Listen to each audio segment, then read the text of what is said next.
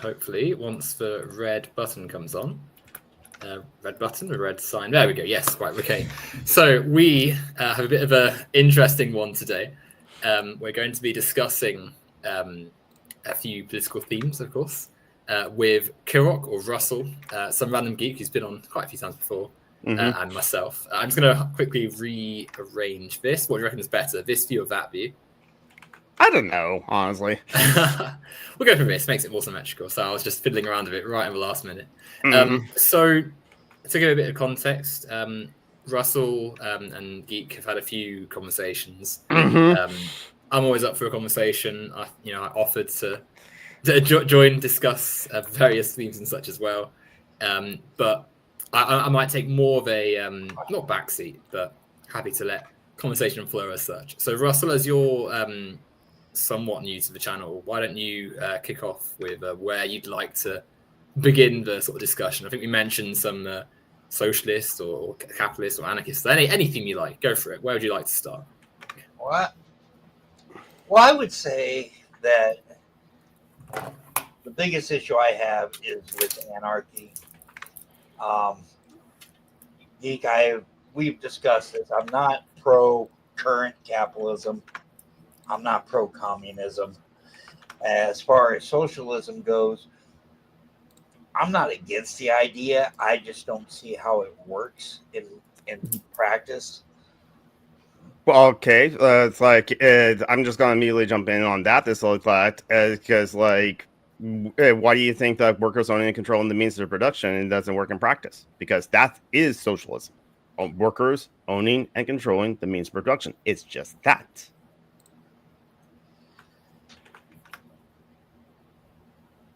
The workers owning the production, farmers own their own production. They're their own workers. They own their own lands. It's profit based, is it not? If it is profit based, it's only because farmers have to like pay mortgage or pay rent or anything like that. And so this is okay. So like, if you're thinking of like how society is run, it's only how society is run by like our current is situation right now as well too. Then like, can you imagine? Like, you watch Star Trek? Can you imagine the world outside of that as well too? This is my frustration with like talking to like liberals. Is like even when they are seeing an example of communism or socialism like working as it were to true in a fictional show in Star Trek, like at Cisco's restaurant in like Deep Space Nine as well too, Benjamin Sisko's father as well too. The liberals watching that still thinks in their mind that, but there has to be currency because why else would how would that work? It's well too. It's like, how about this? Cisco just like happens to like as the building for whatever reason as well too. And yeah, property rights is not really discussed well in Star Trek. Again, fictional show. This wants to like tell like fictional stories about like these like officers like in the Starfleet and the military kind of like establishment, which is why the right wing does love Star Trek because the military angle of it and going off and meeting new aliens and stuff like that. So they're not going to be bogged down by property rights in like Star Trek in a 45-minute like entertainment show as well too, especially drama. So like, but like, what if like the people Cisco is like cooking food because it loves to cook food and loves to provide the food for people, and the people that happen to be like waiters at that restaurant, waiters I say, happen to be like they love to like serve the community and work with like Cisco, so they will work there as well too. Because like the thing is, like farmers, if they grow food, they probably like if I under like an anarchist society as well too. The farmers grow food just because it's a need to be done as well too, but they grow the food just to grow the food and then provide it to everyone as well too. It's just like they try like. I try to tell people, okay, imagine this current world, this where it's just like I had to pay rent, I had to pay bills, I had to pay that, this sort of thing, even with like the current infrastructure of like Amazon is worth it. But what if I want this like a new Yeti microphone as well too? This one's like going on Fritz as well too. I gotta like, all right, I'll just like go to Amazon as well too. Yes, we're going to keep that in context, but like again, trying to mention the same infrastructure. And like, they have 10 available. All right, I'll get one as well too. And then it will just like show up whenever I need to. Or if like, oh, well, there's none available as well too, but we'll put in an order at the manufacturer as well too. And then like, now imagine that, but imagine you don't have to pay for anything. But also imagine that like, it's just standard shipping all around. No, like, if you want to like it to be faster, like the tomorrow, pay a little bit more. Try and imagine that world. Try to imagine that, or try to imagine that like I get the water, but there's no water bill. Or I live here, I don't have to pay rent. Or like all those other things. Can you imagine that? I actually can't, because in order for that to work, we're talking the billionaires. I'm not one of them. You're not one of them. We're middle, I would call myself lower middle class person. You know, I live paycheck to paycheck. That would make you a worker, honestly. Do you think, Russell, that's sort of the point? The fact that we can all sort of identify that the obscene wealth of billionaires is so great that the dreams of having our needs provided and not sort of require to go onto the treadmill of working and meeting all these different demands and worrying about where our rent and bills are going to be coming from. If we addressed the elephant in the room, namely the vast wealth inequality that our system has ingrained into its inner workings, we could improve things for everyone, for all of us. But it starts with, and when I say abolishing, I'm not talking literally abolishing the human being, but abolishing their wealth. They're not going to open-handedly turn that money over, their property over, their possessions over. But whether or not you, that element of how it would be achieved is a separate conversation, surely.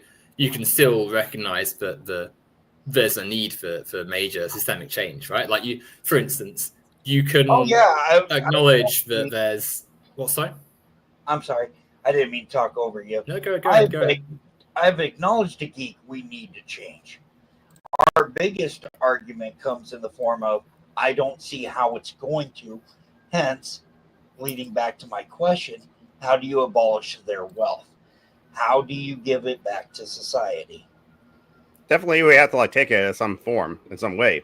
Because revolution.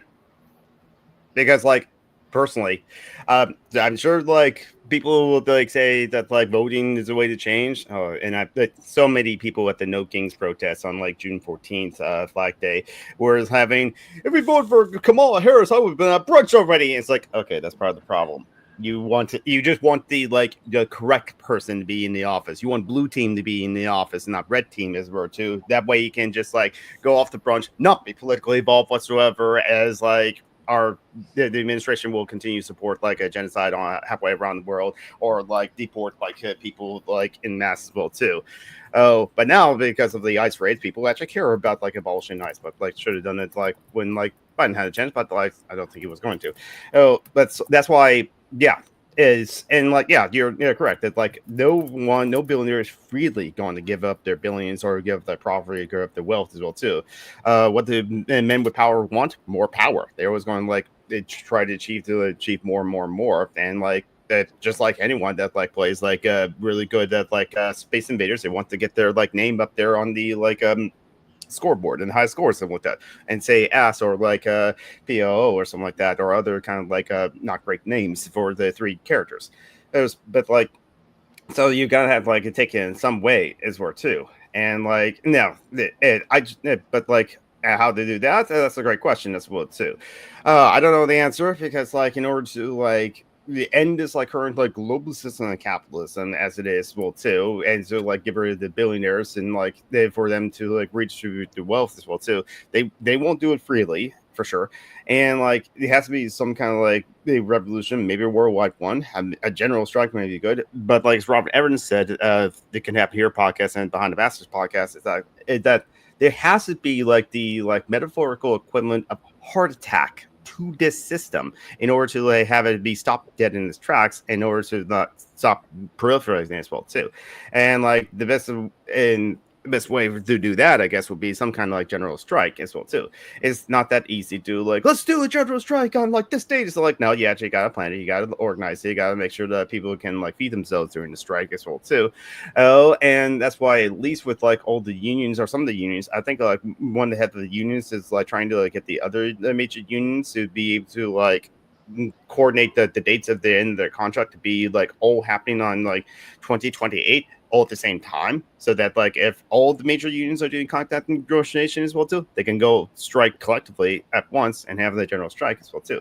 But I still have to believe that like it is possible for capitalism to end, because like otherwise, what's the point of for me living personally as well too? So like just because like just because I can't imagine like a vehicle flying doesn't mean that the overall right should like cease to try to make a flying vehicle as well too.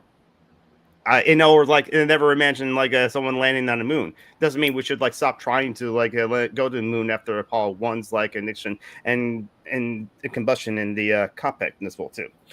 But of course, also the reason why like, the USA was actually trying to like get to the moon is because like they didn't want Russia to make it to the moon first. They wanted to beat the commies at something. So go on, Russell. What's your response to that then? What would you say is Well, first off, when I was listening to you, in addition for competition amongst Americans, countries are in competition with each other. Like it shouldn't be that way. It shouldn't, but it is. I mean, that's why I think you get upset with me, because I know that it is the case, but that still doesn't mean it has to be, and then we should just accept the world as it is. So, do you think so sort of in answer to both those points, the world being a difficult way is because we've increasingly moved right wing through the years? I mean, we have a right wing system, right? Capitalism is a system that relies on right wing principles of hierarchy and power and the justification of the individual to assert themselves economically through others. And obviously, the freedom of that economic assertion is up to the interpretation of the capitalist. Hence the numerous atrocities that have funded the capitalist wealth empire we see today, right? Slavery, exploitation, warfare, all of these things ultimately are about maintaining that power, expanding your power, consolidating more.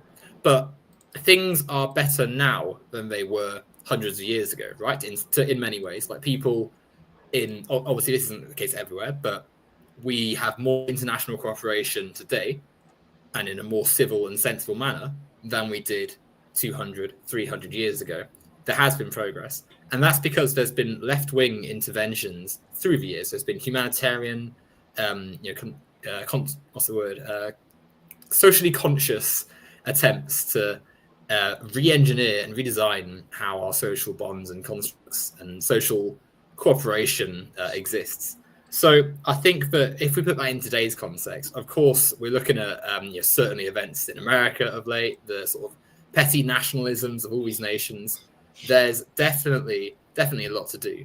But whilst there are people in society that can recognise that things don't have to be a series of feuding, spats over nonsense, and that we can live in a better world, we can at each interval push left and push in situation-specific ways.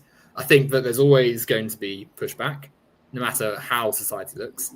But because we can't see the future, we've just got to keep on trying to push left. Like you should, I feel like Geek sort of hinted at. The fact that it's tricky doesn't mean that it shouldn't be aimed for. And equally, the fact that we necessarily aren't going to see a revolution instantly tomorrow doesn't mean that the overarching goal and the short-term goal can't both be fought for. Does that make sense? It does. Essentially, you're saying that don't give up, basically. And my argument to Geek is it's been a futile attempt. Why? I mean, that has been my argument to you. Why? Let's look at the rich that own this country. I don't know much about the politics throughout the world except for what I read online. But in this country, our government relies on those billionaires. That's why I don't rely on the government. Yeah. And that's why I am an anarchist. We have to build like systems of mutual aid or like cooperation that doesn't rely on capital or the state. And then my problem with anarchy is I was talking to a friend and he put it in better terms than I could. It might work great with a group of 8 to 10 people. We're a country of what, 2 billion, 3 billion? What is Yeah, it? we're three. Well, the USA is like 380 million. Less I heard, but like, why does like a concept of like anarchy has to like working for like? Why are we in a whole group of like 380 million as well too? Can't we just break it up in like smaller economies as more confederacies? Well, we all exist in this country. I mean, Well, yes, also, you might let me. okay, go ahead. Go ahead. Let me also say, I am personally think that like the United States and America, or as I call it, the Imperial Corporation and white supremacy, should not exist either. Because like I'm for land back, give the land back to the indigenous people as well too, and then like let them decide what to do with it, like, including if like if they want us to like politely like move from somewhere else or not as well too, not forcing us to move out as well, of course. Just rewinding slightly, what were you saying, Russell, about your 8 to 10 people? So, because I think you're about to offer your sort of critique of anarchism or something you wanted to say then a second ago. Oh, what I was going to say, just take my hometown, okay, my home city, over 200,000 people. You need to have boundaries. You need to have rules. I mean, and who's going to enforce those rules when somebody says, "Oh, I don't want to do that"? You know, have you parented a child? Crime, huh? Have you parented a child? I've parented a child. Yes, I see it no different than that. And I see who's enforced this. We all do. I don't. Anarchy is not against rules. Anarchy is against rulers. We think about it this way: is that like anarchist looks at the world as well too, and what we are against is when there are instances of hierarchy, rigid, and like hierarchies of domination that is like absolute and always and constant as well too. We're against like hierarchies where it's like there's someone that is always a inferior or a subordinate as well too, as in times when there's when hierarchies there is like always someone that's superior as well too. It's 2 sides of the same coin. Whenever there's always a subordinate and always a superior as well too, that's a hierarchy we question, should that exist? I'm not an anarchist because like I think that like anarchy has like all the right answers to like how to run society. I'm an anarchist because like in understanding like feminism and understanding like capitalism and understanding other systems of oppressions like white supremacy, something like that, it comes. I see that like there's always anarchists that has like more or less a good take on it and a good critique on it, and they just like expanded the ideas like. Is it just for a white person to be above like non-white people in white supremacy, or like a man to be over women in patriarchy as well too? They just like, then expand that to like capitalism as well too, as many socialists are also like white boss workers. Is that just hierarchy as well too? Oh, and then extend it further to like the state as well too, to like governments, where it's just like, well, why is it always that like we have to have these people in the positions of power to like run things? Can't we run our own affairs? But ultimately, you're going to run into conflict, I think. And we run into conflict all the fucking time right now. What's different under anarchy? What's different? Okay, Russell, don't you have conflict with your friends? They don't violate rules or boundaries. We have disagreements with opinions, and I wouldn't call that the same thing. But you even have disagreements amongst your friends as well too. So like your statement to me that like anarchy cannot work because like people cannot agree on things. Like we disagree with each other all the time. Do liberals all agree with each other? No. So I don't understand why it's just like one disagreement amongst a group of people means that anarchism doesn't work. It's a fair. Sorry, Russell, go ahead. No, go ahead. I was going to say it's a fair point, isn't it, Russell? Because we can. It's all very well sort of suggesting that there will be some conflicting moments in a potential, anarchist society. It is worth pointing out as well. I would call myself a socialist. I would probably. I'm not really one for labels or such, but I wouldn't. Sure. Anarchism isn't something that I'd necessarily attach to myself. But I see there as being a lot of natural overlap between my own views and Geek's views and other anarchist views. But going back to the, you said there's 200,000 or so people in your city. If we think about how it's managed now, the conflict is there all across it, but power concentrates in the hands of a few.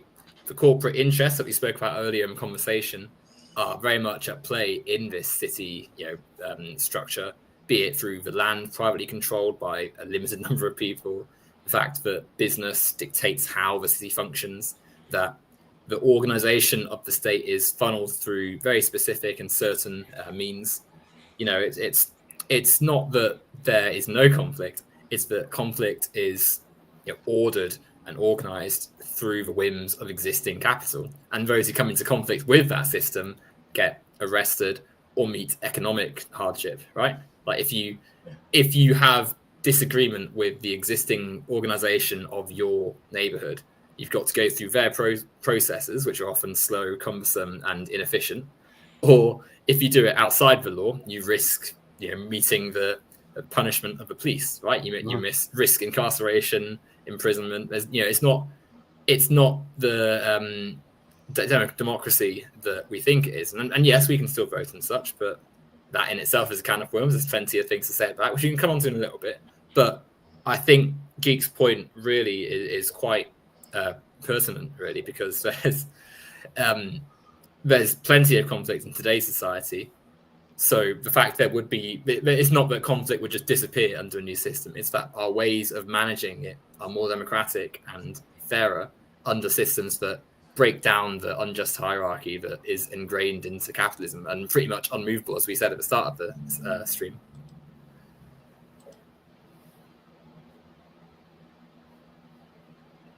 Yeah, like I said, I think I'm more in your boat, Owen. I wouldn't call myself an anarchist ever because of that. Like you said, we do need to have laws, and we do need people to enforce those laws because as human nature, there are going to be several people that ignore those laws and boundaries. Okay, one thing when everyone says like human nature, I don't know what they mean by that, but look, we'll put that aside as well too. I think I know what you're meaning by like human nature is like, but like yes, antisocial behavior will happen, and yes, we'll have to like deal with that as like, but as a group, as a community, as we're too, in like, but like that in of itself, I'm not afraid of like that sort of thing happening as well too. I'm just not. And it's just like I would accept that as it is. But I would rather that like we live in like I like how Rudolph Rocker like puts it as well too. I'm not an anarchist because anarchism is the final goal as well too. I am anarchist because there is no final goal. Anarchy is a work in progress. But like I mean, do you have like conflict with your coworkers? Do you have like conflict with your friends? Do you have like conflict in your family or with your family members as well too? How do you resolve that as well too? And you know what? We can resolve like conflict amongst each other as well too, without have to like call someone else to like handle our mess for us. And also like the enforcement of like laws. The framing of like laws and is especially on this society as well too is like we do not make laws. This is not like really a democracy. It's the democracy amongst the representatives as well too. The politicians themselves, they actually have democracy because they vote on things as well too. We just vote for those things as well too. And so like, but like if we all like establish like a set of rules as well too, then like it will come to that bridge when we cross it if someone just like breaks rules and what to do about that as well too. But I'm not opposed to that. I guess I'm not afraid of my fellow comrades. I don't know. I wouldn't call myself afraid. I think it just makes the world a better place or safer place. Safer place when you do have people that enforce those rules and regulations. And rules and regulations are disagreements, by the way. I have to come back to that. We can have disagreements. You and I argue all of the time, but those are opinions. I'm not. So try to imagine a world without police. If we do have like a rule that no one drives motorboats in this Pacific Creek because it's like this creek is a habitat for like the manatees as we're doing, and the motorboats where there's propellers will like do damage to those manatees as well too.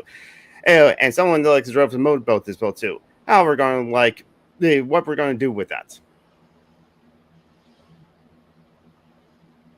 I was thinking more or less of the basic crimes that happen all the time, stuff that leads up to like Me Too movement crimes. You know where I'm going with this. Is I had Groundhog in the chat. How you doing? And hopefully, and sorry that you're sick as well too. Hopefully, you're not too sick for the stream as well too. But okay, what I mean is like the thing is like for me is so we have the laws and the state and those to prevent like crimes like murder and rape and stuff like that. Murder, rape still happens under this like system. So I don't see like how it's going to be any different under anarchism. Now you give them free reign because we have no one to enforce that policy. It still happens. It still happens even when there's cops.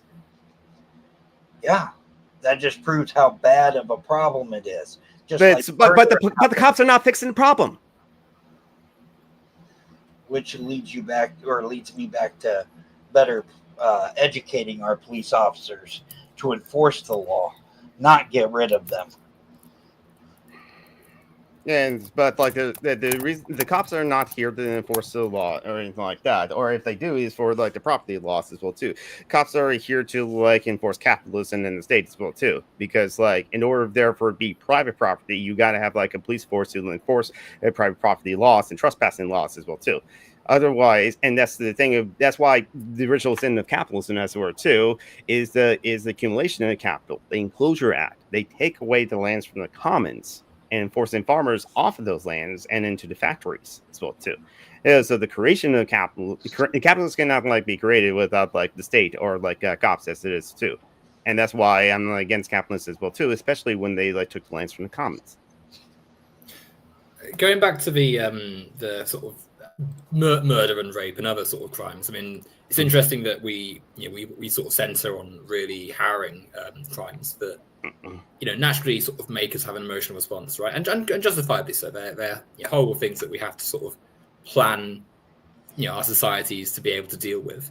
But I always think it's worth thinking about it sociologically, right? Like looking at what has got into society to produce people that do those acts, rather than sort of only intervening when the crime has happened, right? Like we want to be able to look at such an issue from numerous steps. Most crime is economically rooted. The fact that people live in societies that don't adequately provide for their citizens means that you have people with various circumstances through their life, unaddressed in their education, unsupported with their material surroundings, they're met with hardship economically, and that produces much of the tension that goes into someone committing a murder. And more frequently, because murder is not the most common crime, is it? Like most petty theft and the odd assault and such. Like these things happen through the tensions of society. Now, if we had a society in which educational services were properly funded and had resources to be able to support all the children that go into them, and the children were coming from households that had the money to be able to afford regular healthy meals and a healthy, balanced lifestyle that involves, sports and outside time and reading material, and their healthcare was provided for them. They didn't have to miss out on crucial interventions throughout their life. You would see the number of these criminal acts and people who commit these acts decrease over time. I think it's also important to say that with something like rape, that is something that is produced through patriarchal norms and is also more common from someone the victim knows than just like a random truck pulling up and a guy jumping out, as often is cultivated by certain media portrayals. So many of the things we would talk about in terms of fixing require intervention earlier than the actual crime itself happening. Like we have a very have you seen the TV show 24? Russell and Geek? Yes. We often view our criminological sort of opinions through shows like this, not directly, but with the idea that we need some big hero like Jack Bauer to come and save us from the bad people because they're going to come and get you. And if you don't have someone big and strong, then what's going to be at risk? When in reality, the things that would be more effective happen off screen, out of the sort of action, high octane moment, because they came in small ways through improving the material conditions of the society. And it's easier to, especially in our sort of turbocharged, hyper-capitalist, yes, spend money, be the best world, to envision Jack Bauer type figures, across the police being necessary, and that society would fall apart if we didn't have them. But a better world is possible, and we only need to improve the things before the act of crime to make it much easier to deal with it in the future.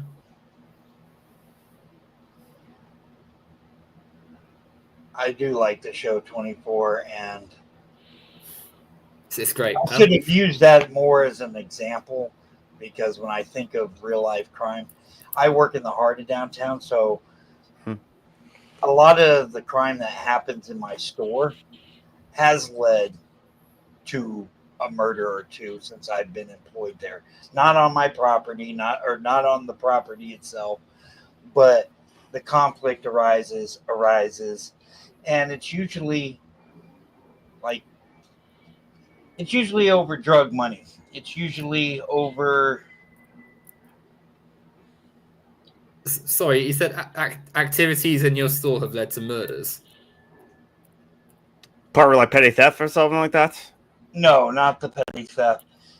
I've had people come in and assault each other over money, drug disputes, and we would get this from the cops. They would come to me or the other manager and go, I need film footage for this. This is what happens. This is what we suspect. Blah, blah, blah. I've had domestic cases where people have been arrested, and then I've read down the line that so-and-so was dead, and guess who is the likely culprit? So when I think of crime, I do want a society to have someone enforcing rules, locking people up. I mean, you're never going to get the perfect punishment for these crimes, but you can't cross that line of revenge either. What you can do is get that problem away from society, which leads back to having enforcers. When you brought up 24, you're dealing with terrorist attack. Now, this is a fictional show, and I've often brought up with Geek in our private conversations on the DMs, do the ends justify the means? Okay, so I want to jump in and say that the fights, the crimes and assaults over drug money. If everyone has all their basic needs, they don't have to earn the right to have a home, to be able to have access to food or internet or water or electricity and that sort of things too. If people didn't have to compete with each other on the job market in order to get those sort of things, if people aren't in poverty or in a sense of deprivation, I think that would remove a lot of those kind of crimes as well too. That happens, and capitalism is crime genetic anyway as well too. It will just create criminals and then it causes crimes to put them in the prisons and then profit off those people in those prisons and the profit in the for-profit prisons as well too, or before to force them work in the factories. So in the Industrial Revolution, chain them to the machines literally, and so I mentioned that a lot of those kind of crimes, the assaults that eventually leads to murders, especially if it's over drug money and something like that will, a lot of that, not all of it, but a lot of that will go away if everyone has their basic needs met. But I also don't see that happening under capitalism, because capitalism requires there to be poverty in order to function. And because, again, I always bring up the example that was years ago, my dad was driving me home because it was snowed a lot in Seattle, and he offered, so I said, sure. He asked me, how you doing, John? Which is always a mistake for any people as well, too. Don't ask me how I'm doing unless if you are just wanting to create small talk, because I'll give you deal on Santa. And I was complaining about, I'm being, overworked and underpaid for, my job. Mostly it's come from, I wish I had more money to give to my friends in need, like Neston Deco, Leonard Quinn, Joanna Roberts, and, Phoenix. My dad then immediately pointed to a homeless person, because there are all home people in Seattle. I bet he has a great life. Implying, almost deliberately, I'm not sure if you knows this or not, that I must work or else I can be homeless as well too. The existence of homeless people is a threat to workers to force them to still work, especially if they happen to have homes, but have homes precariously as well too. So if like we get rid of this whole concept of cost of living, a lot of that rough crowd that you deal with, Russell, will go away. I don't know. I mean, my whole point there was just the reason I can never get on board with true anarchy is because I do believe we need to have people enforcing the rules. Now, why not? Okay, but why not? Don't you? Can't you be one of those people that enforce rules and like work with others to enforce the rules? Not trained. But like, are you trained in conflict management? I'm trained in my job as a manager of my store, but are you interested in being trained in conflict management? But again, have you had disagreements with your coworkers or friends? Because that's the thing. Because that's the thing, is that if we're in a community, as we're too, it is not some like mask like robber with like the money bags in his hands like that. It's Joe. It is someone in the community. And like, so they are people you probably know if you're connected to the community, and so that's where it's like you don't need to like think of it as like an outside thing. No, it's in the community, and it's like people you work with as well too, and part of as well too.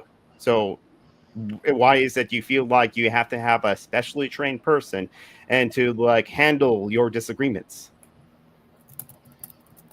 Again, big difference between disagreements and boundaries being crossed. I don't think no.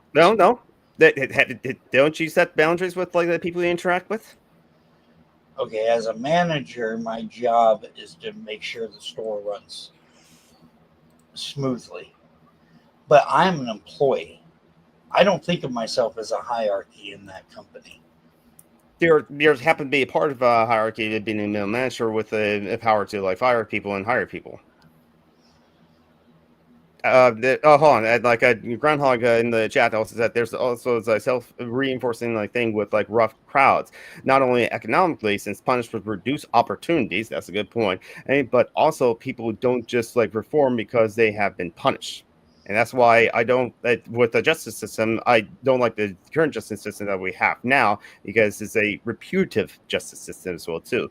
You have the concept of like you have to like make someone whole, and you have to like take something out of the person that did the crime in order to like make the victim of the thing whole. Instead of restorative justice, is where it's just like if someone did something like petty theft or like stealing something or happened to assault people, but because they were drunk or because they were high, then that's someone who's like an alcoholic or a drug addict. That is a medical condition as well too. You can still punish people or still like have corrective actions for like punching someone, because I do want to live in a society where people are not just like punching people as well too.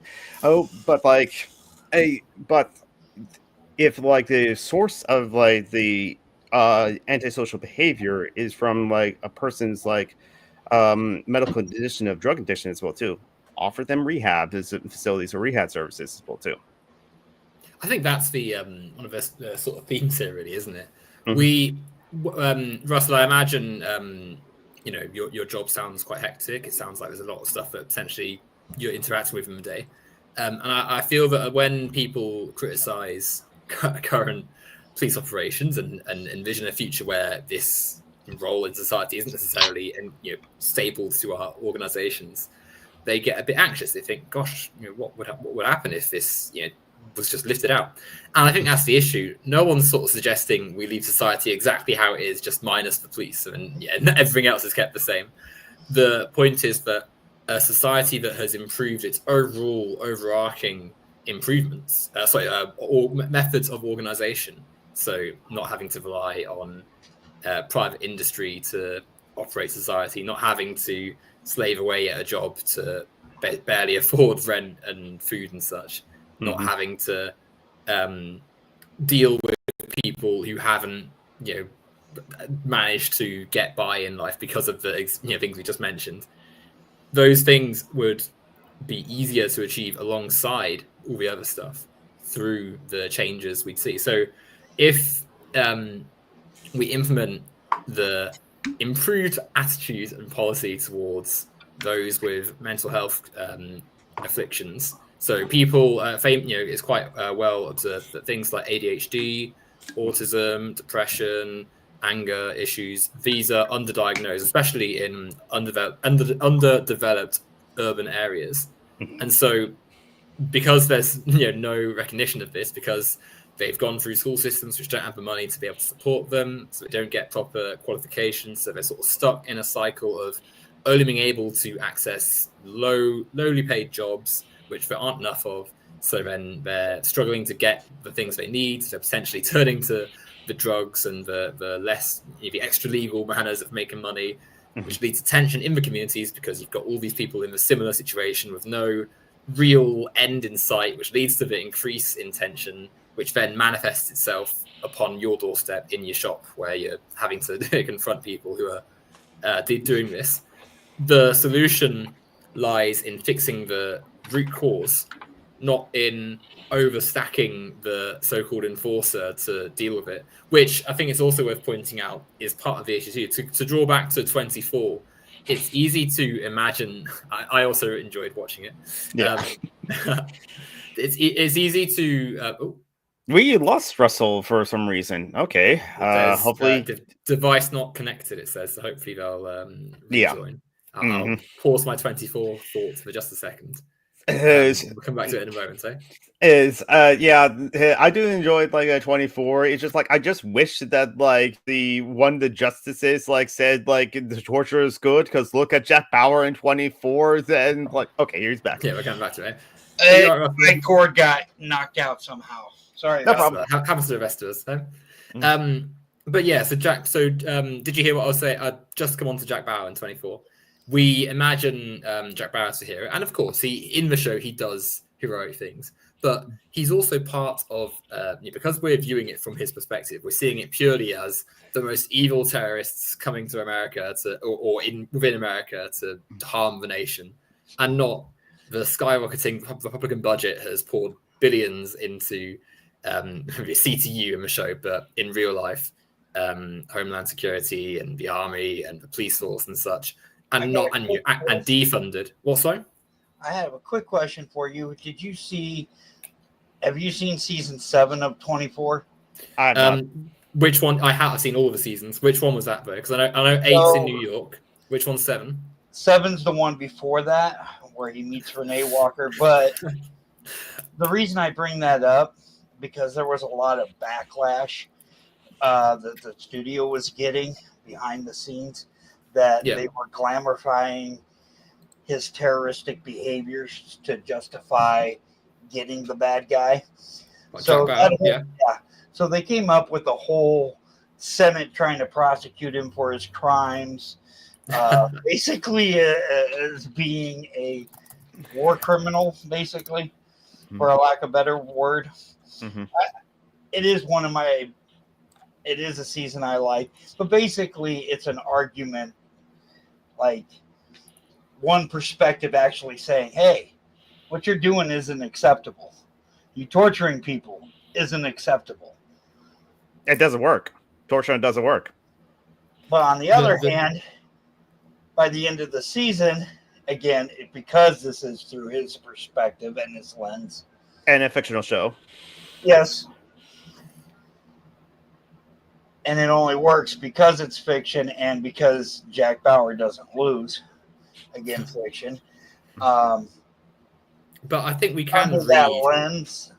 Sorry, go ahead. Sorry, I cut you Sorry off. about that. Under his lens, the show's like saying, "Yeah, it works." No, it don't. But we need to then take that lesson and sort of read and do a bit of analysis of it as well, because what's lost in a lot of the 24 stuff is that the things you can do to help improve your citizens' lives and decrease the tension and stop producing homegrown terrorists or homegrown people who end up hating the places they stay is to improve material conditions of people, to lower the cost of life for people in all the forms that takes. So when you see people pouring money into police forces to a point where they're driving basically homegrown militaries, right? Like you look at what police forces are equipping themselves with today, and it's ridiculous. Like basically the stuff you were seeing in combat zones decades ago. And you compare that to what's happening in schools, in education, where teachers basically have to buy half the resources for their classroom before the term has started, or in a hospital where the state hospital can't afford the best access to stuff because they've not got the same budget as private, I don't know, what would it be, like John Hopkins or something down the road. Mm-hmm. That doesn't that doesn't help people, and then that leads to attention. It's also worth pointing out as well that for all the talk of Jack Bauer being a hero, a nuclear bomb goes off on American soil at one point in the show, and in one of the seasons they blow up a nuclear power plant and thousands of people are dead. It's for all the talk of we need tough men like Jack Bauer to help. He doesn't even really the methods that CTU and the American government have don't work. In fact, they're so laden with moles and spies that it's ludicrous to put that much power in the hands of the enforcers, because they're compromised so frequently. So I think that also speaks to, in real life, the fact that when you put so much power into enforcers, it corrupts lots of them, because when you give people power in a capitalist world, it gives them advantages and leverages which can be very dangerous, especially when we think of the history of the police that is inexorably linked to the racial history of America, the sexism, homophobia, transphobia, all the discriminations we've seen.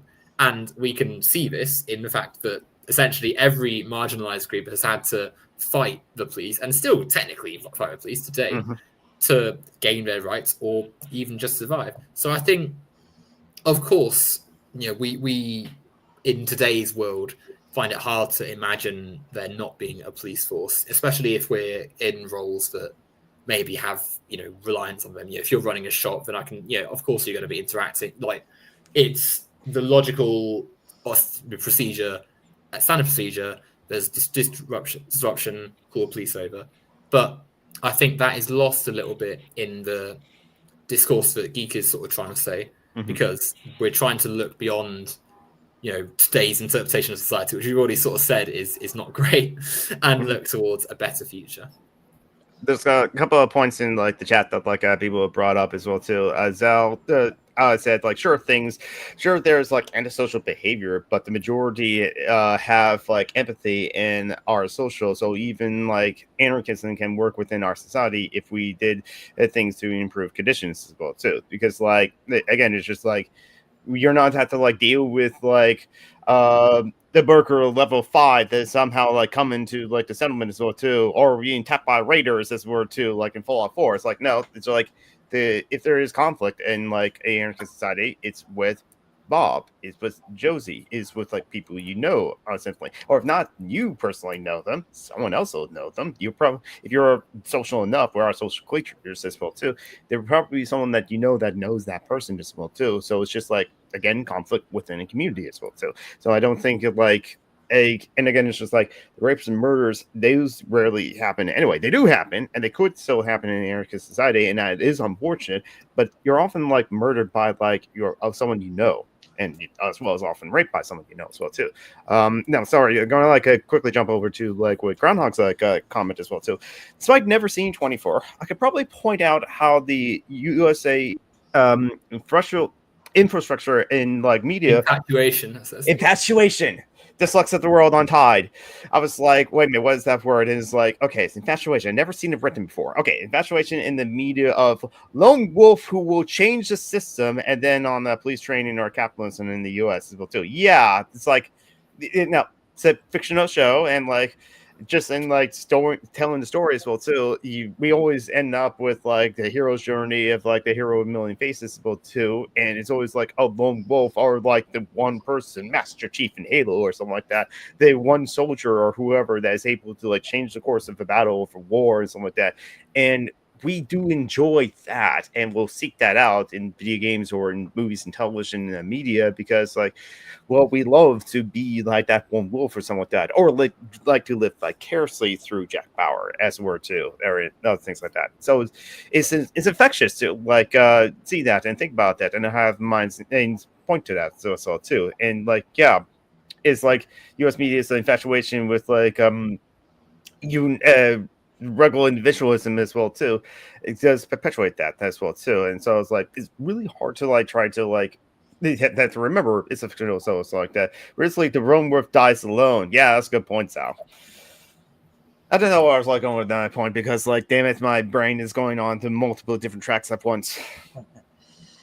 Mine too. I wanted to get back to I should have just used my shop as a better starting point when I was talking about policing and crimes. I'll agree, theft for the most part in my store is petty. And I'm not really sure what the result for that is. When I talk about the problems I have in the store, I'm talking about people being harassed, people being assaulted, especially the assaults. I do not consider that petty. I consider those people a threat. And regardless of what should be done with them, at the very least, they need to be no longer a threat. Okay. Incarcerated. Okay. All right. Now, here's the thing. What is driving that person? Like, if anger issues or something like that, what is the root cause of that person assaulting someone? So the last time we had a major assault in our store, it was a domestic thing. So yeah, someone do you know? So like people in the community who you know who probably has some like issues as it were too, and that's where it's like if people need therapy, they should be able to have access to therapy and mental health services, or at least like people to talk to and confide with if they're going through issues, and not have it boil over in a grocery store or in a corner store. Like I said, the store acts more like a starting point. Most of these crimes, the major assaults don't occur on the property. But I'm A still lot of the buildup starts there. I'm saying even before that, what is causing that buildup? Well, I don't know why those two were arguing. But that's a point. That's a point, Russell. I'm asking that rhetorically as well to try and like propel thought as well too. What is going on in those like people's personal lives? What is stressing them out? Like probably capitalism is stressing them out because like have to like pay rent and stuff like that. And who knows? Because like we are not there. We're not in their personal lives. Not to know that we should as well too. And it's unfortunate when that social behavior does spill out in the public specter as well too, like that, and like happens domestically as well too.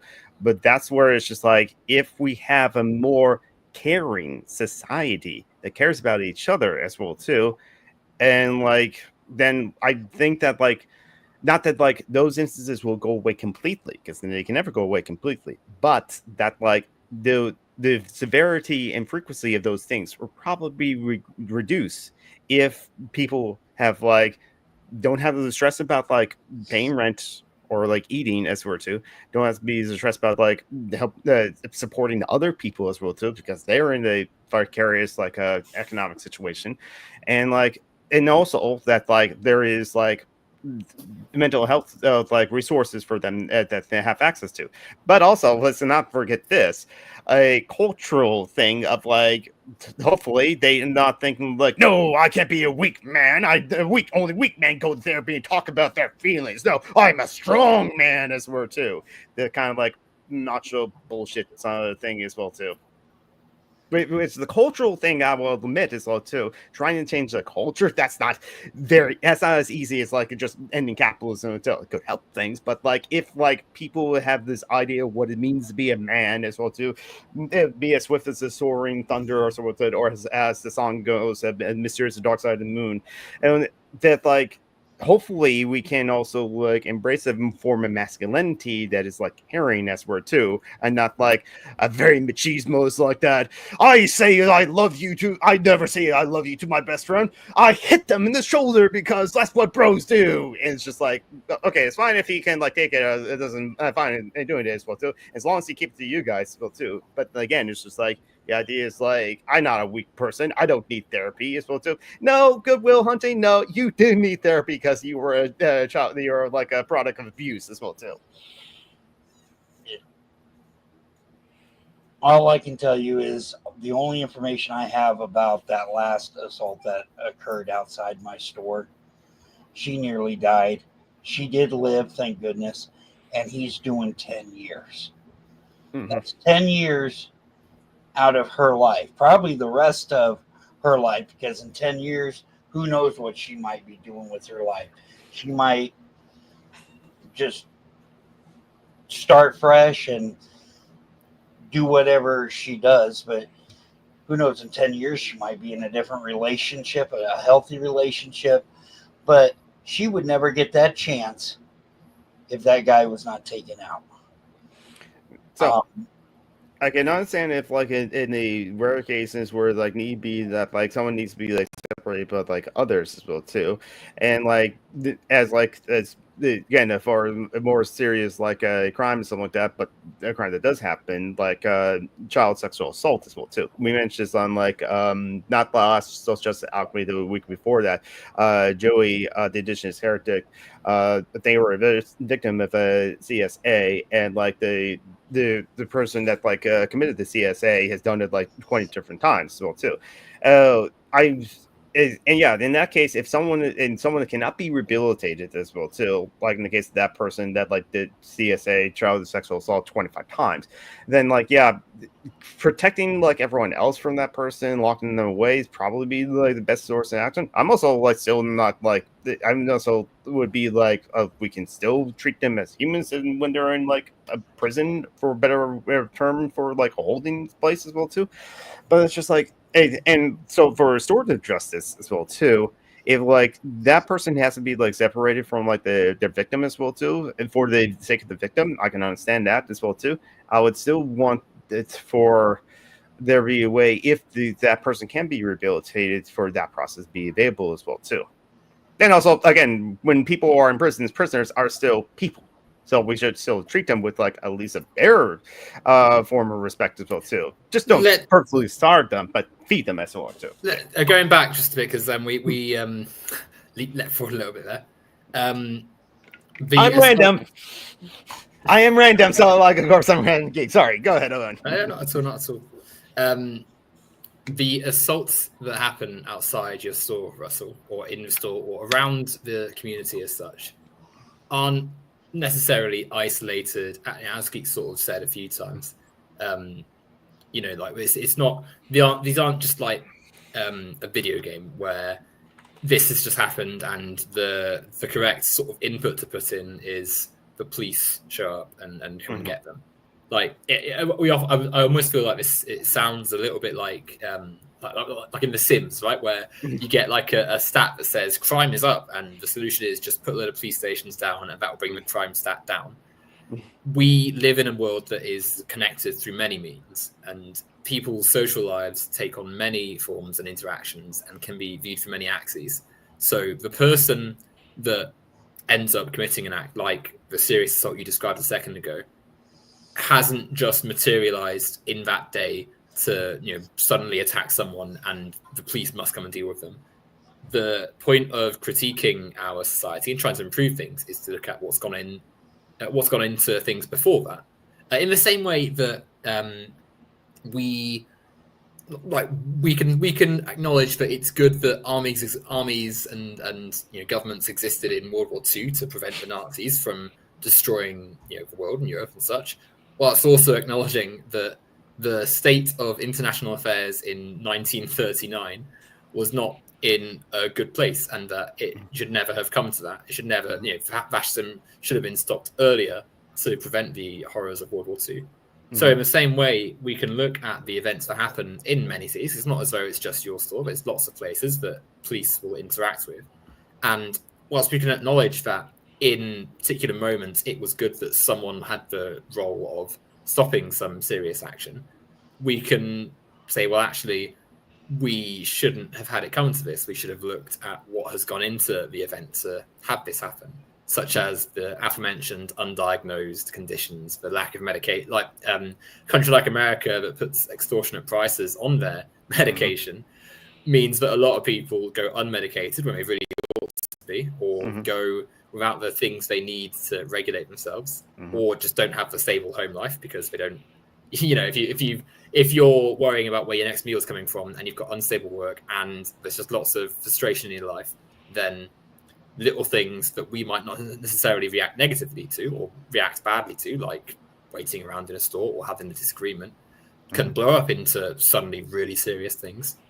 So I think it's, for me, about looking beyond the isolated moment and looking at a wider perspective. Would you agree, Russell? I'm glad you opened that question up, because here's the second part of my issue with what goes on in my store. In addition to having people, for a lack of a better term, undesirables, because I don't want to be around someone that is disruptive to my work environment. I don't want to feel threatened while I'm at work. So, for a lack of a better word, I'll say undesirables, like the guy that beat his girlfriend, broke her head open. I get state senators that come in here. I get the police that come in here and shop regularly. I get lawyers that come in there and shop regularly. I'm in the heart of downtown. I'm by the state's capitol. I get the opposite end, and many of them turn a blind eye. They see these people. They let it escalate to the point when the cops do arrest them, when the crime is petty, as we indicated earlier, the system just kicks them right back out, escalating. That is the problem. Wait a minute. Okay. Are you for So, like strong? Are you for a stronger punishment for like petty theft then? No, what I'm saying is, while good in theory, Geek, some of the concepts you have, like, I'll give you an example. This had nothing to do with my store. It just happened in my hometown. I brought it up on Steve's channel once in an Ask Away. This man was assaulted by a group of kids and had threatened to go home and shoot the kids because his dignity was whatever the reason. They sent a social worker to check on this guy's state of mind. Mm-hmm. The guy who threatened to shoot kids pulled the gun out and shot the social worker.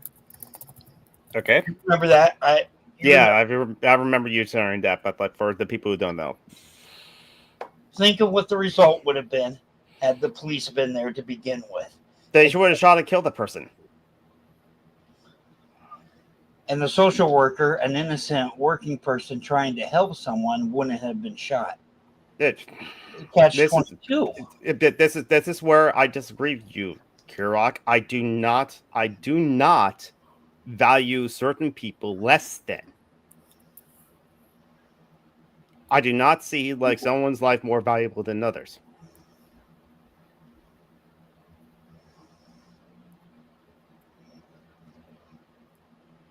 And in that scenario that you're talking about, that the social worker getting shot, did the social worker survive? Yes, he did survive. And so the person that the social worker was trying to help also survive. And the police were the one that brought him in without incident. Thankfully, that is the case. But like I didn't. That's where also I do not think that like it should be the case where it's just like it's better for like cops to handle our problems. No, if we need an emergency like task force for domestic incidents, I'd rather it be like social workers, like nurses and like mental health professionals that can like assist those things. If they need like a security guard for like if things get like escalated, so that's fine. But like I would hope for those people to like be trained in like de-escalation and tactics and conflict management as well too. That's a very good point, actually. It's all well sort of imagining the police are going to sort of intervene in many of these circumstances. A lot of police officers not only are not trained, but don't have the skills needed to calm down a tense situation, especially in a country like America, where, I mean, in the UK, we've got police, of course, but they, for the most part, aren't armed. And it's rare that you'll find a police officer armed on duty, right? Yeah. Only in I want to quickly interrupt that, like, the presence of weapons as well too. Just heard this on, like, either it could happen here or Behind the Bastards. I forget which as well too. Maybe Behind the Bastards, where it's just like, yeah, no, this was a classic episode where he was talking about, like, Robert Ennis was talking about the guy who, like, turned the NRA into what it is now. It also was like a part of the border control, and like, oh boy, what a bastard he is as well too. He had a document that, like, was of a racial slur for Mexican people as well too. Operation Wet Blah. It's word. Anyway, Yeah. but the What point I was was for, saying, geek. well, sorry, look, it's No, weapons, go ahead. I'll quickly make point and get back to you. Weapons presence increased the tensions. That's word too. So it's like we can have our, like, discussions about, like, guns in the United States of America, but, like, and, like, yeah, and if, like, it'd be nice to, like, to be, like, fair regulations or to go away, but also with police being armed as well too. That also does escalate things too. Now back to your report. Sorry. That's okay. Yeah, we think about the the example you've given of the guy who assaulted someone. If the only way we can think to fix this situation isn't even a fixer, and it's just calling someone who potentially hasn't even been trained to deal with such a harrowing situation, other than with more violence, with more force upon someone, is to risk many lives, as we see all the time when police are called to medical emergencies. Such as someone in a mental health crisis or someone having some episode, and they end up either in a worse state than before, arrested despite there being a route out of it. It wasn't necessarily fatal, or dead even if they've been just shot.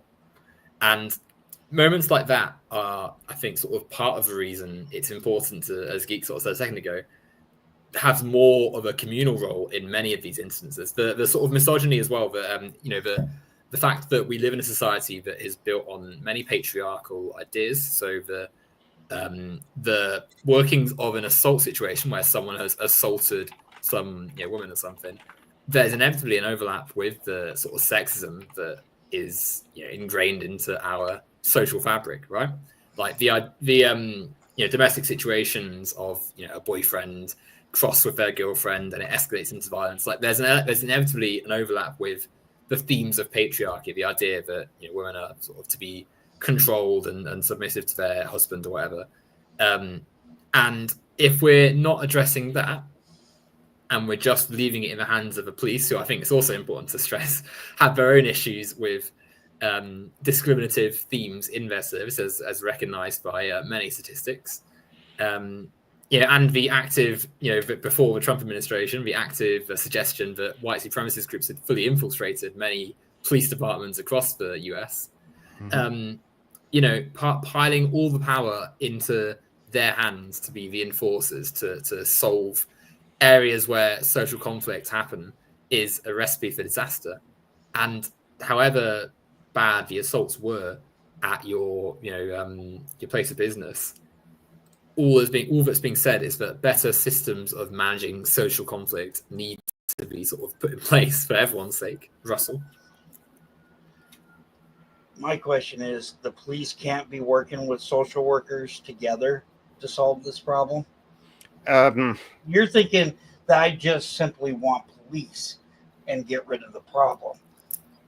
We have regional centers. They don't need to be in prisons.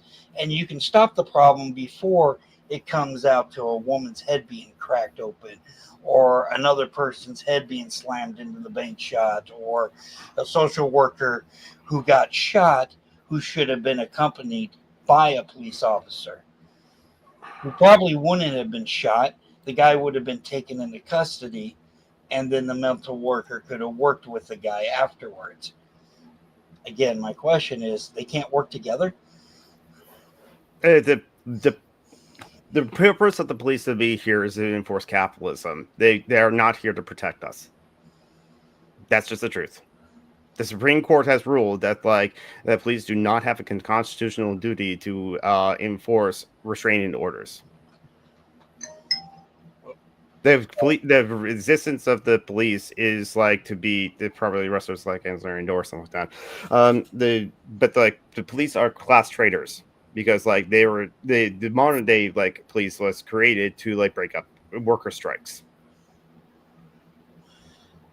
That is under our current condition. Don't you want change? I do want change. I just stated I want the end of capitalism.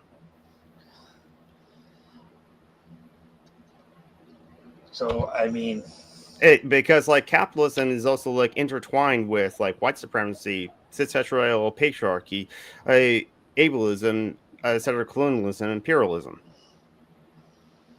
And the state upholds all the capitalism and all those systems that like it intersects with as well too.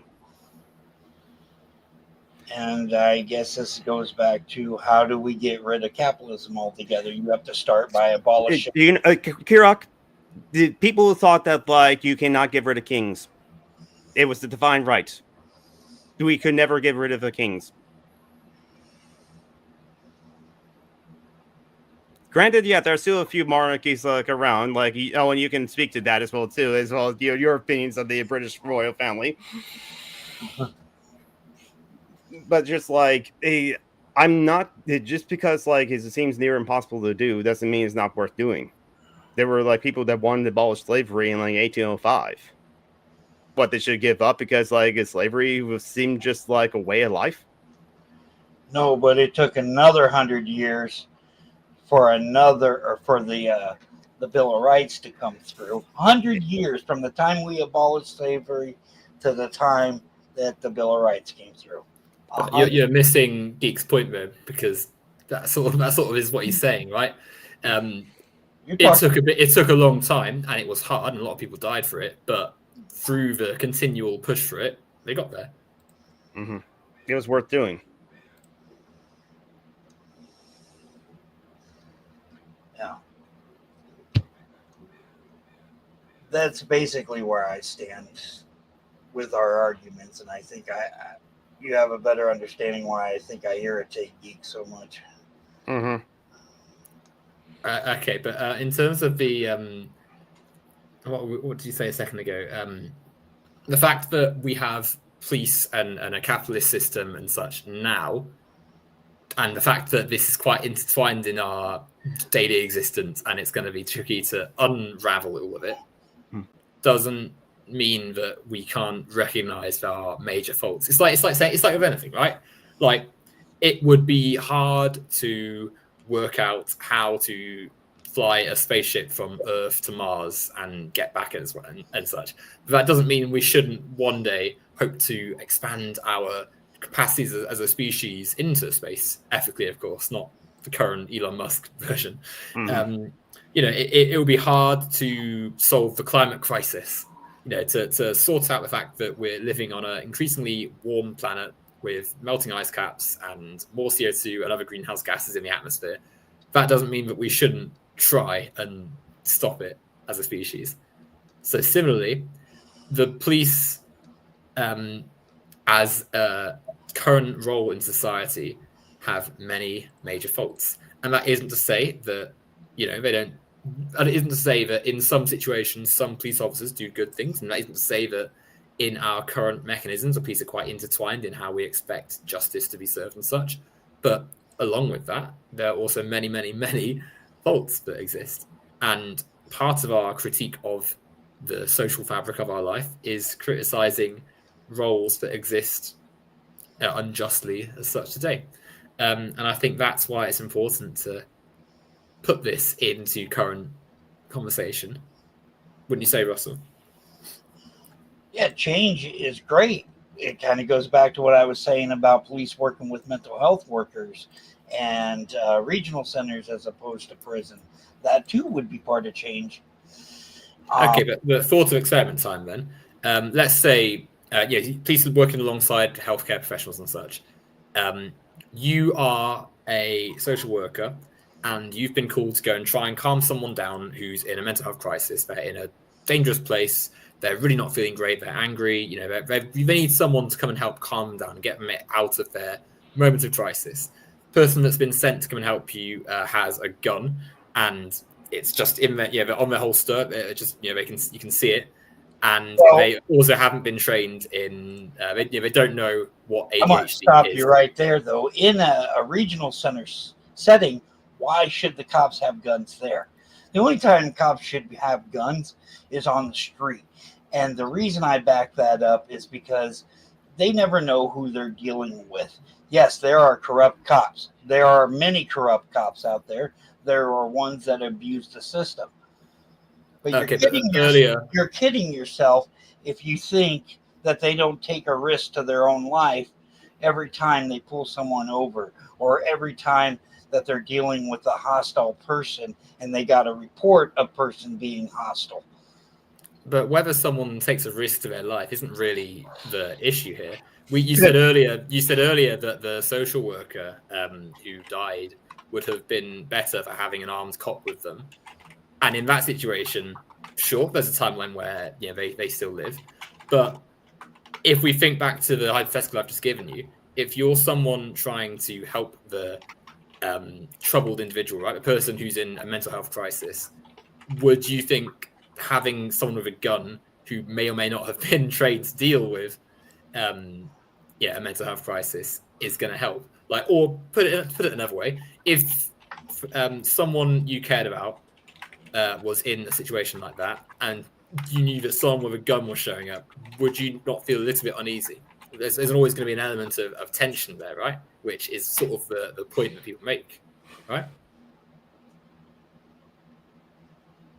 In that particular case, the guy had a gun. Now, someone I cared about, most people I care about don't have firearms. Most people I know don't carry firearms. I don't have a firearm. I'm not anti-firearm. I just don't want one. They wouldn't be in a position to be a threat to the police. But you're not hearing what I'm saying, though. The police officer is bringing the gun to the situation but didn't have one before. And they also aren't trained in the healthcare etiquette to understand what's going on. Go on, GQ. Remember Empire Strikes Back? I know I'm going to a fictional movie, so it's like where, like, on Dagobah, the Luke just like feels cold. Oh, and asks Yoda, "What is there?" Yoda said, "Only what you bring with you." He then put on his belt that has lightsaber. Your lightsaber. You don't need it.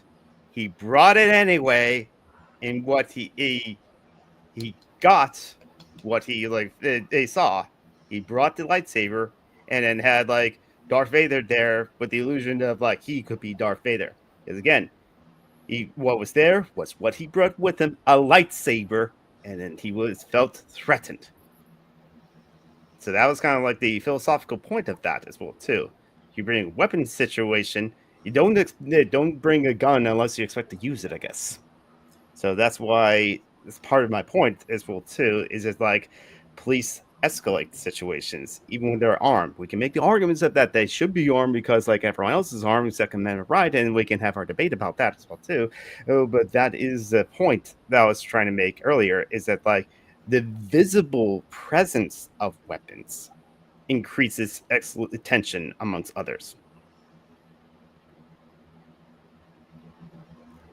And like Kirok, we're trying to like talk about like grand general themes, not about individual instances. You can talk about individual instances all you want as well too, and you're not going to like try to like, get us to like argue with But at what point? But what at point do a few examples that I bring to the table in a small region where I live?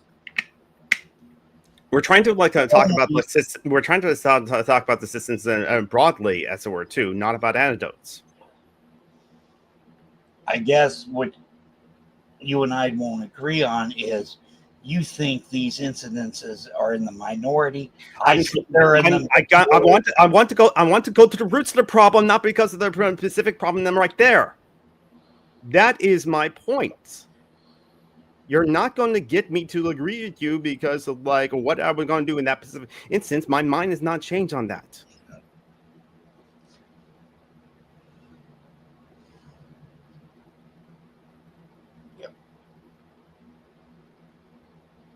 I guess I'm in a similar boat because you asked me earlier, do I value the social worker's life more than I do the guy with the gun? Here's the difference. The guy with the gun is making a choice to be a threat. Something you don't want to recognize. Hold on. Did we establish that he has mental health issues? So that's going to be our fallback excuse. You're making a personal argument. It's just like other conservatives will say, it's like, oh no, those drug addicts choose to be on drugs. It's a moral argument that they have a personal moral failing on themselves, and that it is their fault that they're in the position that they are. That's how your argument sounds to me, honestly. And your argument sounds to me that you don't think people should take responsibility for their own actions. Do we think, though, that there's Russell, with the whether or not the person, it doesn't really matter that this individual was or wasn't good or bad, or did, what degree of responsibility they had. We're thinking about how in society we can improve, upon this situation. How can we have less moments that someone's life is lost? And when we have people who struggle to interact with people without violence, who get angry, who in a country like America have lots of guns, we need to, as was said earlier, de-escalate. We need to think about how societal structures can improve for everyone, and that means planning steps down from sending armed police officers to go and arrest / confront / potentially kill someone. It means thinking about how society on the whole can improve.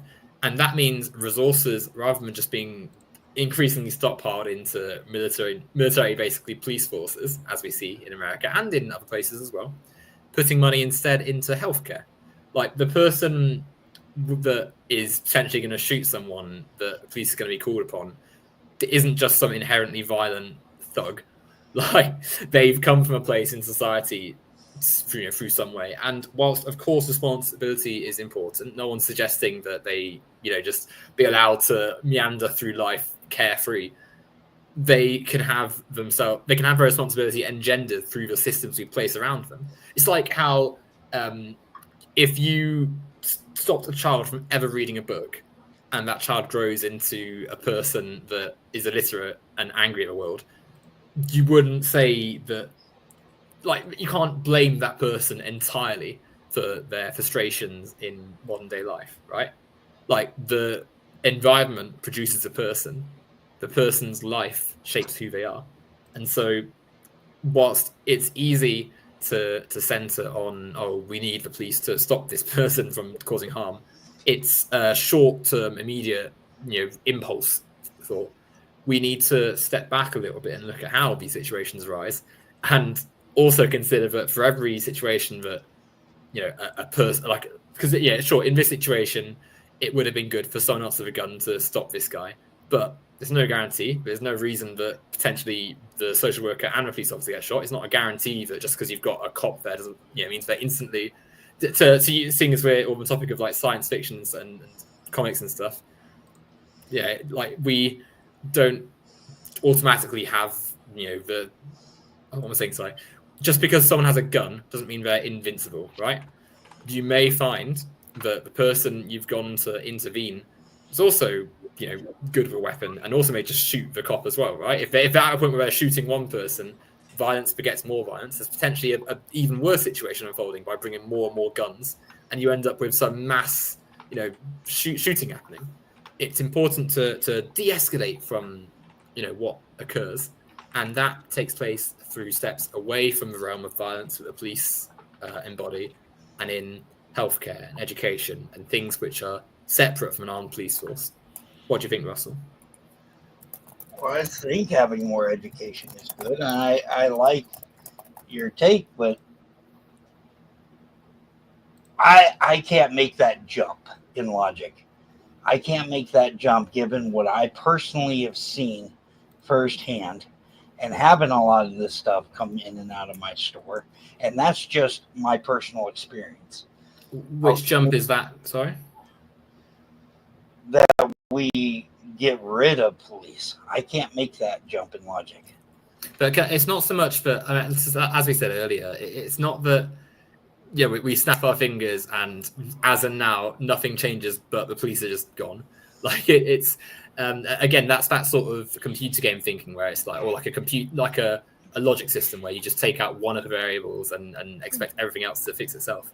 It's a societal shift in perspective and view that would also entail mass changes to how our education system, healthcare system, transport, city planning, employment, all the functions that interact with a person's life would also change alongside, the reimagining of policing, right?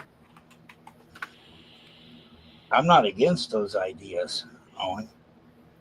Yeah, so then surely there's not, because we're not, it's not as though we're suggesting right now every single police officer just drops exactly what they're doing and we have no, it just ends.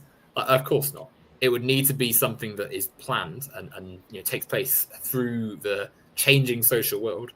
But that ignores, I think it's also important to say as well that for as much, we're imagining the police as purely the only thing stopping bad things from happening in society right now, which I think ignores, firstly, that the police are complicit in quite a lot of quite negative things. And secondly, that there's also, the social worker that got shot is a tragedy, and I'm very sorry that happened. But many social workers also do amazing things and don't get shot because they're professionals with consideration for people in vulnerable positions and do a lot of good. It's not as though, or like you think of the other emergency services, ambulances and medics, paramedics and firefighters and such, like they also exist. In many cases, they could do a better job of helping someone in need than the police do, who don't, again, it's important to stress, don't get trained in a lot of things they're called out to do and only understand it through the logics of stopping someone who is violent and just arresting / shooting them. Like, I think it's important to move beyond the quite black and white. As I said, I'm just reminded of Sim City where you just press a button and the police come and lower a crime number. What do you think, Russell? I like those ideas, but like Geek had said once, and this is where I do agree with Geek, I'm not a form of capitalism, or today's form of capitalism, I should say. I think you can change that, and that will be a conversation for another time if you guys want to go into it. Sure. But our current form of capitalism, a lot of people who suffer mental health, and I didn't mean to come off to say mental health don't exist. What I am saying is a lot of times when people commit these kinds of egregious acts, they're still making a choice. And mental health systems, like the hospitals, the regional centers, it's an open door policy, much like our courtrooms. They come in, they come out. Why? Because of our current form of capitalism. It's all a budget. Budget for prisons, budget for the healthcare workers. They don't have the resources. So back on the streets they go. Yes, I'm all for that being changed. Fantastic. I think everyone is. Well, not everyone, but I think many people can point to the fact that many functions of society aren't working. But, and you're right, there is an element to, we have free will, we are human beings, we have things which we can do and not do in society. But I'm curious, can I ask Geek a question? Okay. Go on. Do you not believe in free will? I'm not interested in the free will debate, honestly. Because, here's the thing. I think that's the heart of our conversation. I don't care about, if we have free will or not. I just don't. And, the thing is, we are who we are because of, who we are, but also our environment. And so I had arguments with Aaron with Benowitz, and I have my disagreements with Aaron Benowitz of the Embrace the Void podcast as well too. But I agree with him that it's moral luck all the way down. It is it's easier for you to have be a more moral person as it were too, if you are lucky enough to be born in a position of privilege and not be in poverty. Must have missed a point where I say I live paycheck to paycheck at the beginning of the stream. And there are some people who are homeless. True. There are a lot of people worse off than I am. Is. And so, like, it's a system of capitalism that is forcing many of us to be, like, do things that we probably wouldn't do if we had our basic needs met. Going to fictional for a second, I love a quote given by Superman. If more people were responsible for their actions, this world wouldn't be in the state it's in. I think he was talking to like the billionaires and the people in power that have all the ability to like stop things from happening, but choose not to. He's not talking to like the person who's having a mental health episode. But no, like I think circling back, you know, everyone has free will, but our choices are, as Geek said, influenced by where we are. If you have only known poverty and hardship, and you don't, you know, the things that are in society which would actively help you, survive easier, aren't available to you because they're price locked by some massive corporation, and you can't buy it anywhere because it's too much. Then you're gonna struggle, right? Like if you had a physical disability, which is also something that's not managed well under capitalism, if you needed like a wheelchair to get around, and then one day it was like price locked, it was like, right, okay, you have to pay a certain amount every day to use it, and then one day you just couldn't afford it. That person is obviously going to not only have a physical impediment because they can't now move around properly, but an emotional one too. Like you would feel frustrated and upset and potentially angry if this was your day-to-day existence. And so it's not to just say, oh yes, let them, no one is arguing that someone who commits an act of violence is just like excused. No one's saying that the person who has a mental health episode and shoots someone just is let go and no one comes and deals with the situation. What is being criticized is that today, a lot of the time, the solution that we have given is just call a number and untrained armed officers show up and grab them, take them off somewhere, where no ethics are sort of varying from maybe they'll see someone professional in the prison to dumped in a cell, mistreated by the guards and don't care because they're bad. Like I think that's the key, because as well as talking about police, we're also talking about the whole sort of justice system, which not only is run for profit, so there's like I think that's the other thing too. There's an active incentive for many of these officers to make arrests, so they're not even, a lot of them, interested in resolving a situation with just words and such. There's also, if I arrest this person, that's one more arrest for me. The judge gets one more case. There's more work for prosecution team. Like there's a whole element of capitalist workings going on there. So I think that is where we've got to turn our gaze away from person XYZ and their conditions and such, onto how are we managing these events and circumstances in society. Like I said, I'm not against policing or educating the police or retraining the police. My whole point was I don't want to abolish the police. And that's it in a nutshell. But that's right now, though. Like right now, in 2025, 22nd of June, right now, you don't want to. No one is saying that it's got to take place here and now with no other changes. It's it's more like looking. It's like how I don't agree with many things in society, but I wouldn't suggest literally everything is just turned off and we don't do anything. Like you'd have a plan in place to think about where society goes, right? You're not just like unplugging it all and leaving it there. I mean, like, Aid to Abolish in 2020 had, like, defund the police, demilitarized communities, remove police from schools. That's a big thing. Why the hell are police in schools, honestly? Free people from prisons and jails and stuff like that. Repeal laws criminalizing survival. They're probably going to actually think the Supreme Court would, like, rule on something if, in fact, like, people can, like, actually, like, be in prison for just sleeping on the park as well, too. And hopefully that gets shut down because, like, God, I hectic for people to create crimes for like being a crime being homeless. Okay, how can you solve that? And especially when the shelters like kick you out as well too. Oh, I can like share some stories that my friend Taffy Wolf has had about like going to shelters as well too. Invest in communities and like a self-governance as well too. Provide safe housings for everyone and invest in care, not cops as well too. That's the thing is like I would rather it's like I'd rather leave like money spent on like care facilities and like anything else. And like as Al says, like see prison architect the video game for how it all works as well too. I think that like a game is a good like critique about the for-profit prison system that's work too.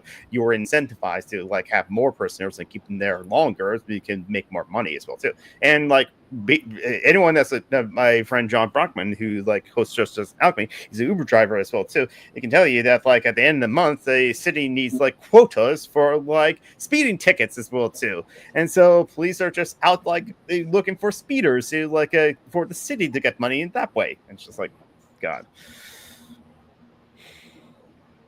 Which all circulates around the money again. Which is why I wish we can get rid of money. Which, like, again, I'm not expecting us to Thanos snap money away right now, because that would cause like other issues as well too. But I want to build a society that can accept communism as well too, and lead towards to living in a world without currency, because we had that for like centuries. I read Death the First 1,000 Years. It's interesting, fascinating history. There's a couple of points from the chat. Groundhog 2010. The thing I find hilarious about that is people with mobile issues will have financial issues caused by it. What percentage of housing that is available, able to be used by people with limited mobility? Is less than you think, ignoring other stuff like the cost of mobility aids, upkeep, and upfront. Yeah, I'm pretty much I have that position like Zal. Like money is the root of all illiteracy as well too. They love money for sure as well too.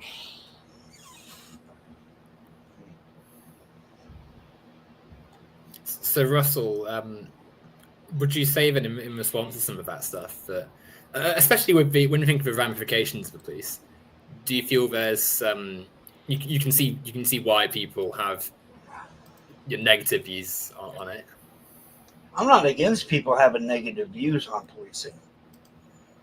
Not at all. And like I said, I think there needs to be a change within the department. But don't expect me to sign off and say we need to get rid of them. I know that sounds repetitive, but that's my position on that. Mm-hmm. I know it's gonna be. I know that like I have a big hill to like climb to like getting people on board with like the idea of living in a world without police and stuff like that. But that's the thing is well too. And like at the end of like Carl Moss's like Carl Moss's video on like why we cling to police. In that fictional debate that he set up between like a police abolitionist and someone who's for the police, what is he like offering? He is offering intentional insecurity. And it doesn't please the lizard brain. It doesn't please the emotional centers of the brain that want to crave security as well too. And so people that want security do cling to like the idea of a police existing in society because they want to feel safe. They want to feel secure. And that is what like us police militias are actually kind of offering, is a world of care, not a world with police as well too. And yes, that means what we are offering is intentional security, that we can like deal with our differences and our conflicts without more violence. I know it's not going to be a popular honor. The polls will show it's not going to win the thing. So the Democrats are never going to be on board with it, because they will only be on board with something that wins on polls. Even though they redistribution of wealth is polls popular as well too, allows Medicare for all, but no, they're not in favor of that. But that will, if I get on the Democrats, it'll be here for another hour or so of me ranting as well too, and almost like raising my voice and screaming incoherently too. Because boy, when I think about Democrats, my rage is it increases. Anyway.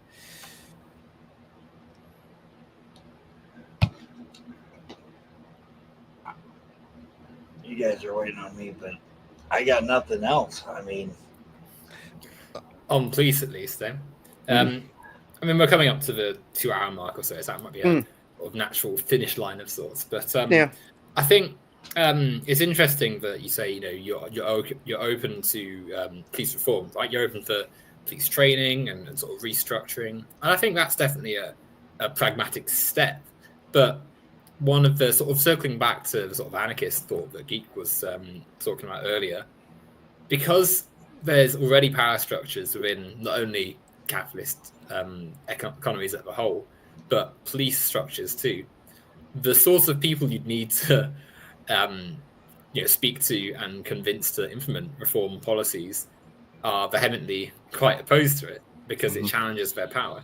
If you're the sort of police commander that has made a career of statistic farming and engineering arrests and crackdowns on all situations through excessive violence, and you're pro showing the masses who's in charge and such, and someone says, actually, you've got to maybe hold back on some of this stuff, it's getting a bit much, you have now a conflicting situation. You can go with the advice, maybe it will be all right, but you maybe won't get the same funding from the government because you now don't need the billion on new armored trucks and the top range guns and such.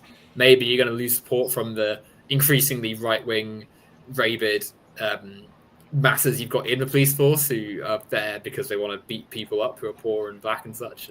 And as the FBI were investigating before Trump's administration, are actively colluding with various far-right militias and such.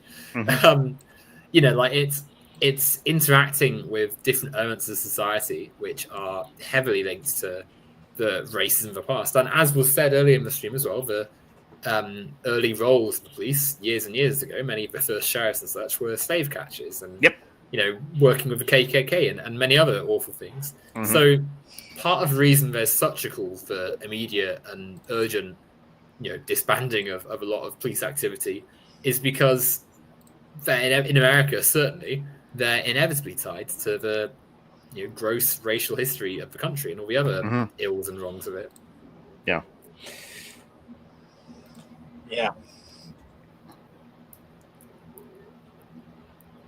And also like some of the police reform, even that they're like for example in Missouri, body cams as well, that still has not work as well too, because especially when police somehow could conveniently turn off the body cams when a shooting happens as well too. Gee, I wonder how that is as well too.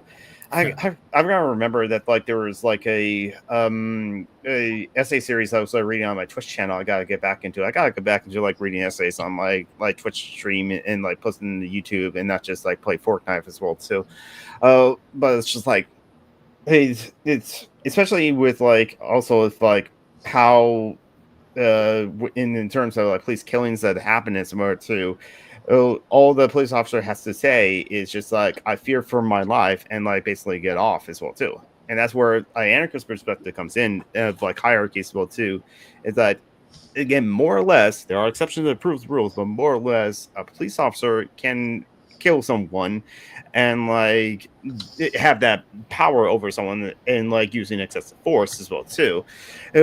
Well, it's someone when the verse happened, that's not gone. That they don't have the same power as well too. Oh, especially since I don't know if this hasn't been changed since then. In 50 states in the District of Columbia, there's no rules on laws on the books about what to do if a police officer does those kind of laws as well too. So there's that. Going with police reform as well too, and but also I think the author of the book and Policing, he studied the policing as well too, and he said the reason why we have the police force as it is right now, especially in major cities as well too, Seattle, New York, Los Angeles, and you name your pick as well too, or the gangs of New York and the gangs of Los Angeles, which is the police departments, is that they're there to police homeless people.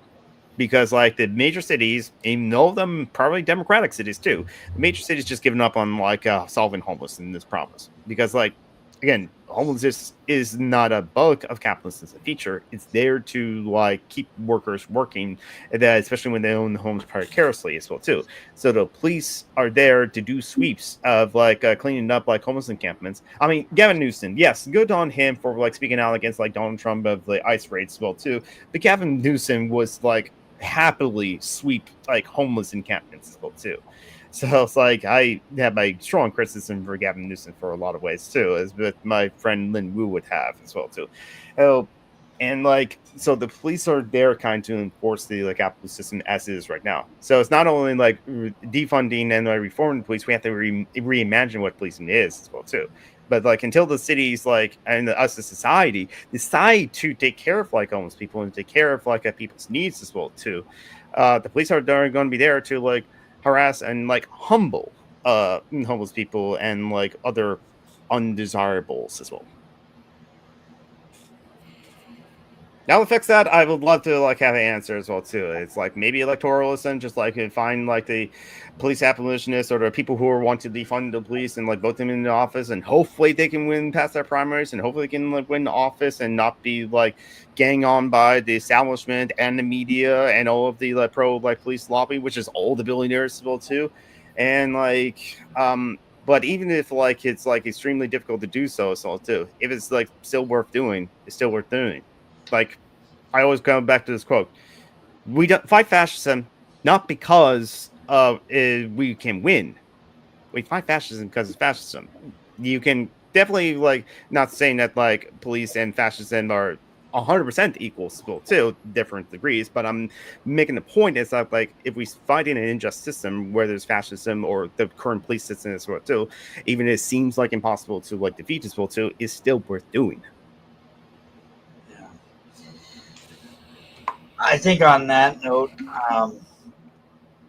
I do have to end the stream here shortly. Sure. Russell, like if you want to have a closing statement of sorts, I'm happy to go over anything else another time. But yeah, so we're approaching the 2-hour mark, so it seems it's a natural place to draw it to a close of sorts. Was there anything you wanted to add, Kirok, before we did draw a close to the live section? I think well, there are many problems, but one of the problems with police, like I said, I'm not saying they're perfect and that's the absolute society I want. I say it's a necessary evil given what's out on society. A topic for another time. But they're run by the mayor, who is run by the governor, who is run by the Senate, who is run by the White House. Government controlled by the billionaires. That is a huge part of the problem with police.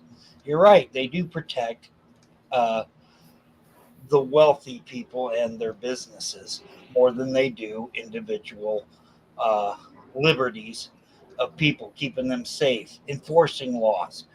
I want a police that enforces laws and keeps people safe. That has been kind of what I've been pushing towards.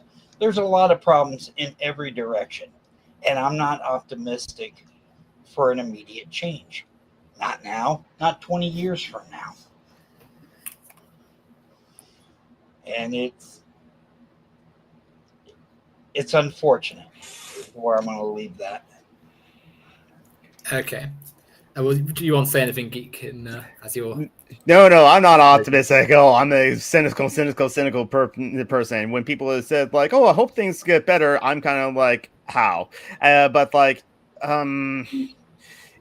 it's still worth like trying as we're to, and I guess like I was just like generally say that like do the best that you can with what you can to like better society in your own way as well too. You don't have to like end capitalism today, or like fix the problems of the police like right now. We just have to take it like one day at a time, step by step, day by day, as like that's the song in that like sitcom goes as well too.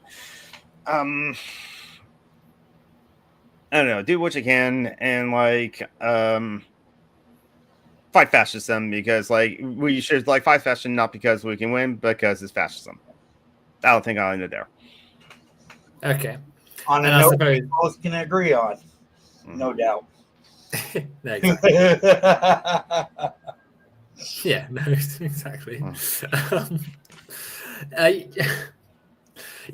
So we're all of varying stripes of, I mean, liberal, socialist, anarchist. Like there's, I've not said that in the order, but the thing is, from left to right, socialist, anarchist, liberal, really, from the screen. But you know, like we're all in agreement of that justice should be served to fascism, and that we all want to live in a nice and friendly and peaceful world. It's just about how we achieve that. And I think, as Geek has sort of suggested, if we aim high, that's possible. And whether or not that happens today, tomorrow, next year, next century, there's no harm in pushing for it. And if that means being critical of the systems we have today, even if it feels strange to speak critically of things we take for granted or put up with, like policing and capitalism and such, then so be it. Anyhow, thank you everyone for listening. I'm going to end the live stream. We'll hopefully do another part at some point in the future. But thanks everyone for listening, and see you all soon. Bye, everybody.